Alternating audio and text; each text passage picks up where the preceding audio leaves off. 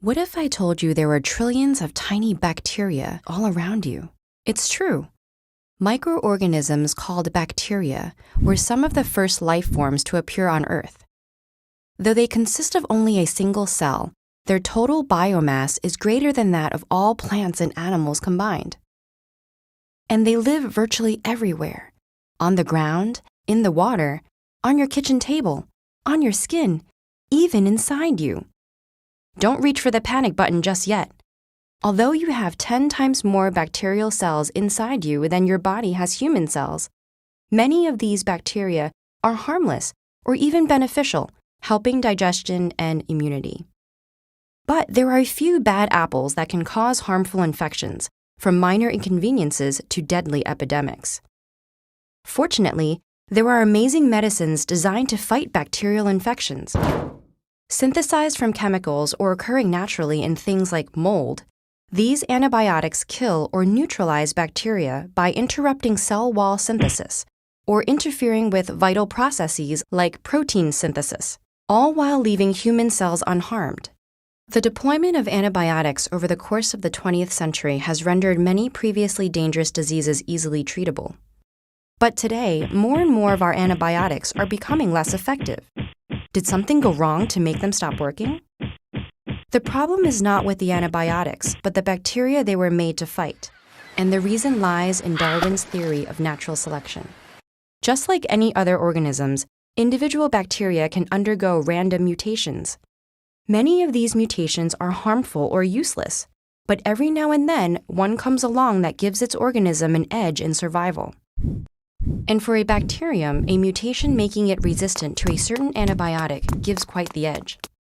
As the non-resistant bacteria are killed off, which happens especially quickly in antibiotic-rich environments like hospitals, there is more room and resources for the resistant ones to thrive, passing along only the mutated genes that help them do so. Reproduction isn't the only way to do this. Some can release their DNA upon death to be picked up by other bacteria, while others use a method called conjugation, connecting through pili to share their genes. Over time, the resistant genes proliferate, creating entire strains of resistant superbacteria. So how much time do we have before these superbugs take over? Well, in some bacteria, it's already happened. For instance, some strands of Staphylococcus aureus, which causes everything from skin infections to pneumonia and sepsis, have developed into MRSA, becoming resistant to beta-lactam antibiotics like penicillin, methicillin, and oxacillin. Thanks to a gene that replaces the protein beta-lactams normally target and bind to, MRSA can keep making its cell walls unimpeded.